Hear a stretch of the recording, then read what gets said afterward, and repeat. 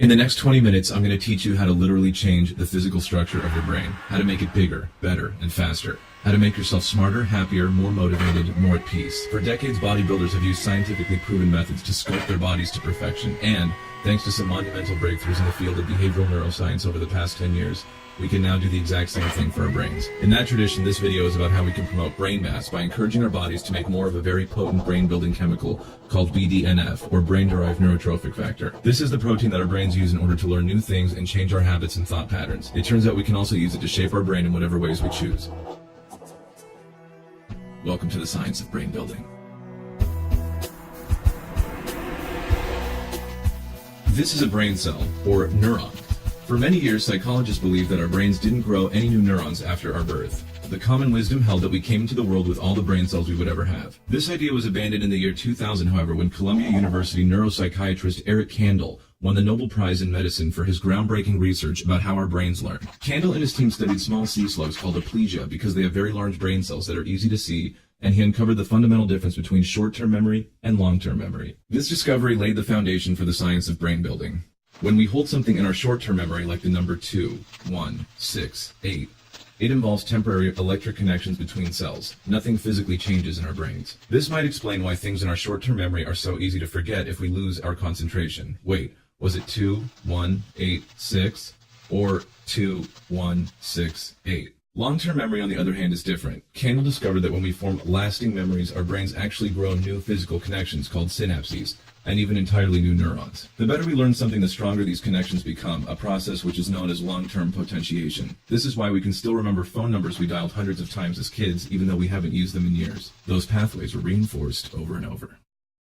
The exciting thing about long-term potentiation is that it doesn't just explain the way we learn phone numbers. It explains the way we learn everything. How to play a sport, how to do calculus, even how to be happy and successful. The question we have to ask ourselves as brain builders is, how can we speed up this process? How can we get our brains to grow new neurons faster? The answer lies in that protein we talked about earlier, brain-derived neurotrophic factor. Long-term potentiation takes place mainly in a part of our brain called the hippocampus. When we learn something new and our brain wants to grow more neurons or strengthen weak synapses, it releases brain-derived neurotrophic factor in the hippocampus. A group of scientists found that when they put a slice of brain tissue in a petri dish and added a few drops of brain-derived neurotrophic factor, new neurons and synapses started appearing almost instantaneously. Further experiments have revealed that people with higher levels of brain-derived neurotrophic factor have bigger hippocampi, are faster learners, better at changing their habits, and have a much lower risk for developing Alzheimer's later in life than the rest of us. So the question is, how can we get more BDNF? Researchers in the United Kingdom made an important discovery when they started looking at the effect of diet on brain-derived neurotrophic factor levels. They raised two groups of rats in exactly the same way and fed them exactly the same diet, except for one key difference. The first group was fed blueberries in addition to their dried rat chow, and the second group just got the chow. After just 7 weeks on this diet, the rats were put through a battery of learning and memory tests, and the rats in the blueberry group performed much better than the ones in the non-blueberry group. When the scientists dissected the rats and looked at their brains, they found the reason. The blueberry-eating rats had considerably higher levels of BDNF in their hippocampi. Their brains were more plastic. This effect was due to a certain class of antioxidants that are abundant in the skin of blueberries, called flavonoids. Foods that are high in flavonoids increase our level of BDNF and improve our memory. They have even been shown to counteract the effects of aging in our brains and decrease our chances of getting dementia later in life. Flavonoids are abundant in many fresh fruits and vegetables, but some foods have significantly more of these nutrients than others. The trick is that flavonoids are generally located in the outermost parts of the plant, like the flowers, leaves, and the skin. Apples and pears, for instance, are great sources, but the vast majority of their flavonoid content is in the skin. If you peel your apples, you are destroying almost all of their brain-enhancing benefits. Blueberries are a great brain superfood because they have a very high skin-to-fruit ratio. Every berry has plenty of skin. Cranberries are even better, measuring in at over twice the flavonoid content of blueberries because their skin is so thick. Similarly, Cabernet Sauvignon, which is made from thick-skinned grapes, has been shown to have a much greater flavonoid content than wine made from thin-skinned grapes, like Pinot Noir. Following this same logic, we can see why cherry tomatoes are much higher in flavonoids per ounce than regular-sized tomatoes. More skin. Onions are one of the most abundant sources of flavonoids there is because each layer has its own skin. Even for onions, though, studies have shown that 90% of the flavonoids are in the outermost couple of layers. So be careful not to peel off any more than you have to. Finally, leafy green vegetables and cruciferous green vegetables are immense sources of flavonoids. Kale and spinach are so rich in these vital brain nutrients that I recommend eating them both every day. A full list of high flavonoid foods and wines with measurements of exactly how much they contain can be found in the tools section of the website. Omega-3 fatty acids are the second class of nutrients that have been scientifically proven to increase our brain-derived neurotrophic factor. Even just a 12-day exposure to omega-3s has been shown to have a measurable impact on learning ability. One team of researchers actually performed surgery on a group of rats, purposely injuring all their brains in exactly the same way. Then they fed half of the rats a diet with omega-3s, and the other half got the same diet without the omega-3s. The rats in the omega-3 group made a full recovery, miraculously returning to normal levels of BDNF and learning ability, as measured by how quickly they memorized their way through a maze, while the non-omega-3 rats did not. In a study on humans, young boys who ate low amounts of omega-3s were shown to have significantly higher levels of learning disabilities and behavioral problems. In another experiment, aging humans in mild cognitive decline were given either omega-3 supplements or a placebo for 24 weeks, and the ones who got omega-3s had significant improvements in their cognitive abilities. So whether you're young or old, these nutrients are critical for your brain. Even though there's a full list of omega-3 foods in the tools section of this site, there's a few brain superfoods in this category that are worth mentioning here. Flax seeds, chia seeds, walnuts, and soybeans are the 4 highest food sources of these nutrients available, and I highly recommend eating all 4 every day. Oats are also very high in omega-3s, and they are found in the germ of the plant rather than the bran, so opt for steel-cut oats rather than rolled oats. When it comes to cooking oils, for all the hype it gets, olive oil is actually pretty low in omega-3s. Linseed oil has the highest content of any cooking oil, and canola oil is also pretty high. Wild-caught fish tends to be very high in omega-3s, but not farm-raised fish. The omega-3s come from the algae that fish eat in the ocean, and farm-raised fish are fed an artificial diet that does not include algae. Studies on the brain-boosting effects of fish are mixed, however, so I do not suggest eating them every day. One group of researchers found that the brain-enhancing benefits of fish in developing human brains is counteracted by the high levels of methylmercury present in all wild seafood, which is a potent neurotoxin. Overall, the research seems to suggest that if you do choose to eat fish, consumption should be limited to no more than 2 to 3 servings a week of 3 to 5 ounces each, and you should select small fish like sole that are lower in neurotoxic pollutants. The diets and recipes included in the tools section of the site do not include fish because there are plenty of omega-3s in plant-based foods, which are 100% neurotoxin-free. I like to play it safe when it comes to my brain. So we've talked about the BDNF boosting effects of flavonoids and omega-3s, and have uncovered a few superfoods that the science of brain building suggests should be eaten every day. Blueberries, apples, grapes, onions, cherry tomatoes, broccoli, kale, spinach, chia seeds, flax seeds, and walnuts. Check out the tools section of this site for a full list of brain superfoods. There are also free recipes and sample diets to give you an idea of what a brain building regimen might actually look like. Now, the last thing we need to talk about while we are on the subject of diet is what you may be eating now that is actually lowering your level of brain-derived neurotrophic factor. What food should be avoided at all costs. In 2012, a group of researchers at the University of California, Los Angeles, raised 2 groups of rats in exactly the same way, except that they gave the first group standard rat food, which is low in fat and high in complex carbohydrates, while the second group got the opposite, a diet high in saturated fat, cholesterol, and refined carbs. Things did not end well for the rats in the second group. The high-fat, high-sugar diet caused them to have much lower levels of brain-derived neurotrophic factor in their hippocampi, and their learning and memory suffered significantly. Since then, these findings have been confirmed and expanded on in other studies. In another experiment, the researchers gave all their rats the exact same number of fat grams per day, but half of them got unsaturated plant-based fats from soybeans, while the other half got processed hydrogenated fats and cholesterol. As you've probably guessed by now, the rats in the second group ended up with significantly worse memory and learning ability. Animal products and processed foods are literally poisonous in our brains. A brain-building diet does not include any foods that list hydrogenated or partially hydrogenated fats on their ingredients list. Trans fats are just another word for the same thing. If there are any of these on the nutrition facts panel, do not eat that food. Similarly, if you want to take care of your brain, egg yolks and dairy fat from milk, yogurt, and especially butter should be all completely eliminated from your diet. Lastly, the research clearly shows that while seafood has beneficial effects on the brain, meat from land-dwelling animals like cows, pigs, and chickens contains fats that destroy BDNF and stop our brains from being able to produce it. Avoid them.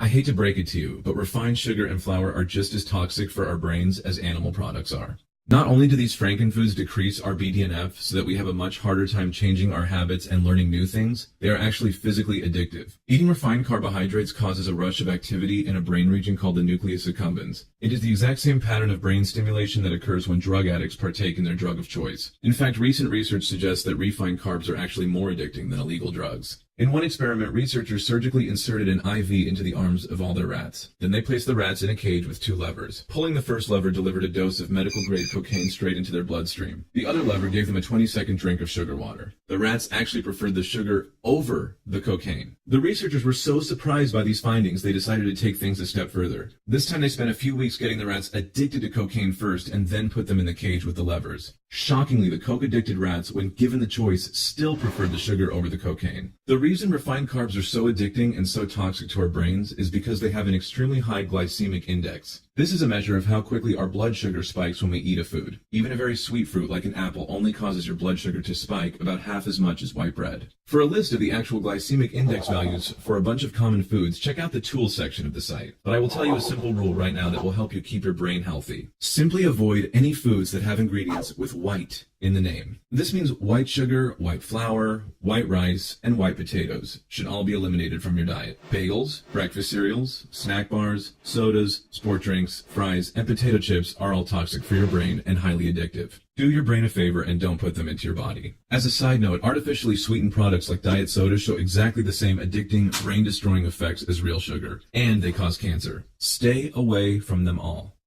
The maddening thing about white sugar is that food companies use every opportunity they can to sneak it into our foods. They don't come right out and say sugar in the ingredients list because nobody would buy it. Instead, they disguise the sugar with names like maltodextrin and galactose and glucose solids. This is why it's so important to read and understand food labels. For a full list of these sneaky sugar words, check out the tools section of the site. Don't let food companies fool you. If it seems like cutting all processed sugars and animal products out of your diet is going to be hard, I encourage you to give it a try before you jump to that conclusion. If you're like most Americans, you eat a ton of refined carbs on a daily basis without even thinking about it, and your brain is addicted to the rush of blood sugar they provide. But remember that the science of brain building is going to dramatically increase the plasticity of your brain, making it much easier to change your habits and thought patterns. Try the brain building diet for a month and then see how you feel. You may be surprised to find that your cravings for fatty and sugary foods are gone because you have literally rewired the habit loops in your brain that made you crave them. So far, I've given you one tool to dramatically increase your level of brain-derived neurotrophic factor, a brain-building diet. Next, we're going to talk about the second tool, brain-building exercise. But first, let's briefly summarize what we have learned about food. The essential brain-building foods are those that contain flavonoids and omega-3 fatty acids. We should go out of our way to make sure the following foods are a part of our diet every day: blueberries, apples, grapes, onions, cherry tomatoes, broccoli, kale, spinach, chia seeds, flax seeds, and walnuts. Foods that should be completely avoided are animal products, processed fats, and refined carbohydrates. We should do everything in our power to make sure that we never eat the following foods again: meat, egg yolks, dairy fat, butter, hydrogenated oils, white flour, white rice, white potatoes, and of course, white sugar. Next, let's turn our attention away from what we put into our body and focus on what we do with our body physically. New research shows that the type and amount of aerobic exercise you do dramatically affects your level of brain-derived neurotrophic factor. In one study, researchers raised a group of monkeys all on exactly the same diet. Everything about their lives was completely identical, except that half the monkeys were trained to sit on a treadmill for 60 minutes a day without moving, while the other half were trained to run on the treadmill at 80% of their maximum capacity during those same 60 minutes. When the scientists went to test these monkeys' intelligence after a few months, the results were absolutely astonishing. The monkeys who had been exercising every day learned to use the testing apparatus twice as fast as the sedentary monkeys, and they completed 2.5 times as many trials in the same amount of time with no loss in accuracy. Exercise increases learning and BDNF, but what kind of exercise worked best, and how much is optimal? In another study, human participants all took a 60-minute exercise class 3 times a week for 6 months, and the researchers tested their brains before and after the 6 months had passed. For half the participants, the class was a stretching and toning class, while for the other half, it was an aerobics class.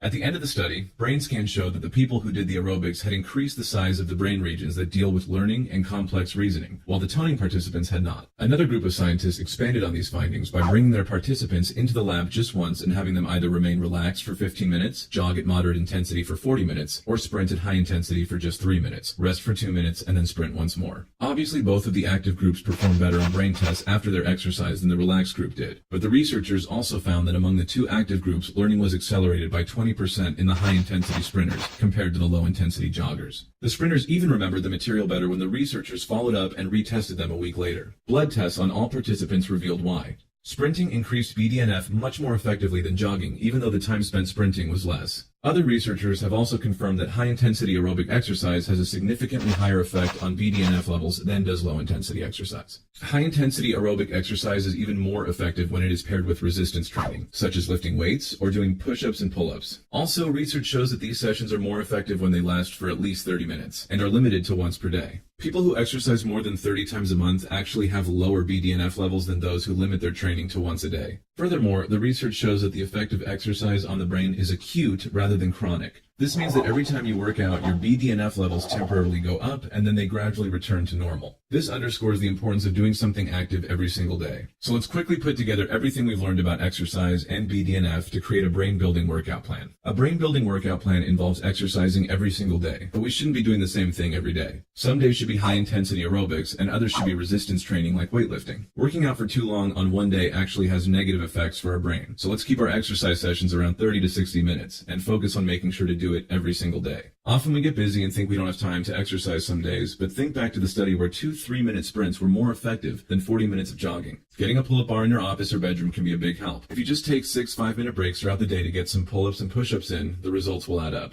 Or maybe you can ride your bike to work at high intensity for 20 minutes. As long as you're choosing aerobic and resistance activities that get your heart rate up and cause you to sweat and lose your breath, you've got the right idea. Consider lifting weights 3 days a week, running a couple days, doing yoga one day, and swimming or playing a sport on the final day. Check out the tools section of the site for detailed guides on weightlifting routines and how to get started with your new brain-building exercise program.